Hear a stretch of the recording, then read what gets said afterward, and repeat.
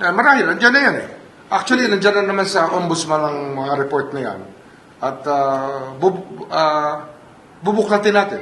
Pag-aaralan at tatanungin natin yung mga may hawak doon ngayon.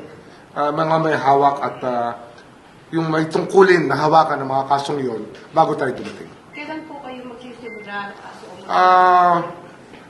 Meron pa ako mga inaayos dito. Kakausapin ko na yung mga tao doon. Pero officially, malamang Friday. Officially. Alam nyo, nung naging DOJ Secretary ako, ang unang-una kong tinanggal, weaponization ng batas. And it will not be weaponized. Sisiguraduhin ko sa lahat yan. Wala itong sisinuhin. Ang trabaho ng ombudsman para sa buong Pilipinas, hindi sa isang kampo ng politika. Kaya wala tayong sisinuhin dito.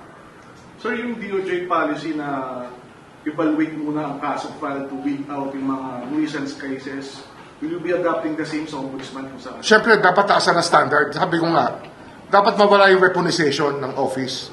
Dapat dyan talaga hanapan ng ebidensya at yung ebidensya matibay. Para pag final na, ang idea natin dito iba yan. No? Actually, hindi naman iba. Alam to ng lahat ng abogado.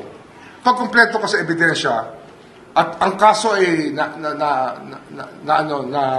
nakamada nyo na kung paano gagampanan ng kaso, kung paano ihaharap sa husgado. Ang gusto natin mag-continuous trial para mabilis. At iiksian natin ang taktika ay susubukan nating maibsan, mabawasan yung mga taktika ng pagdidelay ng kaso. Kasi ang naging tendency ng marami, i-delay yung kaso, sabay sasabihin, they were denied the right to a speedy trial. Hindi ko pwede yan.